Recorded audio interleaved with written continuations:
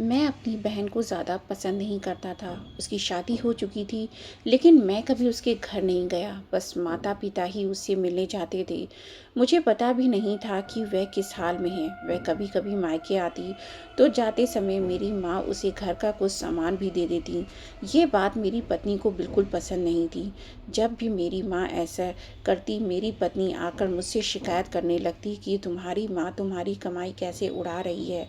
जब भी तुम्हारी बहन आती है उसे खाली हाथ जाने ही नहीं देती, कुछ ना कुछ ज़रूर देती हैं। तुम अपने माँ को बता दो, ये सब नहीं चलेगा। पत्नी की बातें सुनकर मुझे भी गुस्सा आ गया। मैं माँ के पास गया और कहा, माँ ये सब क्या है? जब भी बहन घर आती है तुम कभी साबुन, कभी चावल का थैला तो कभी दालें, सब कुछ उसे देती रहती हो। मेरी कमाई तुम ऐसे दूसरों में उड़ाओगी तो तुम्हें भी इस घर से निकाल दूंगा। बहन ने मेरी और माँ की बातें सुन ली। 1 घंटे बाद बहन मेरे कमरे में आई और कहने लगी, भाई ज़रा रिक्शा ला दोगे, मुझे अपने घर जाना है। बहन की बात सुनकर मैं मन ही मन बहुत खुश हुआ, लेकिन दिखावे के लिए बहन से कहने लगा, थोड़े दिन और रुक जाती। नहीं भैया, बच्चों की स्कूल की छुट्टियां ख़त्म हो गई हैं। अब मुझे घर जाना है। कल से इनकी स्कूल शुरू हो जाएगी।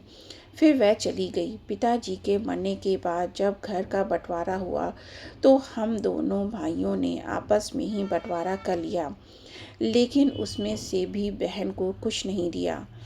वह फिर भी खामोश रही, हमसे कोई शिकायत नहीं की। लेकिन हमारी माँ बहुत रोई और कहने लगी, बहन को भी कुछ दे दो। लेकिन हमने माँ की एक ना सुनी और माँ को डरा धमका कर चुप करा दिया। अब बेचारी विधवा औरत, अगर हम उसे घर से निकालते तो वह कहाँ जाती, इसलिए चुप हो गई। भाई साहब ने अपना हिस्सा बेचकर शहर जाकर नया काम शुरू कर दिया और वहीं रहने लगे।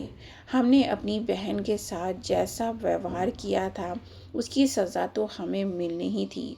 भाई साहब का कारोबार बर्बाद हो गया और वह मजदूरी करके अपना पेट पालने लगे। मेरे बड़े बेटे को भी टीवी हो गया। उसके इलाज में लाखों रुपए खर्च हो गए। जो भी मेरे पास था सब कुछ ख़त्म हो गया और मुझे कर्ज लेना पड़ा। हाल इतना बुरा हो गया कि खाने के लिए भी पैसे नहीं थे। घर में कुछ राशन नहीं था। मैं कमरे में अकेला बैठा सोच में गुम था कि मेरी बहन घर आ गई। उसे देखते ही मेरी पत्नी ने कहा, आ गई मनहूस। बहन को देखकर मैं भी गुस्सा हो गया, लेकिन अपने गुस्से को दबा लिया। वह मेरे बच्चों के पास गई, उसे देखा और फिर मेरे पास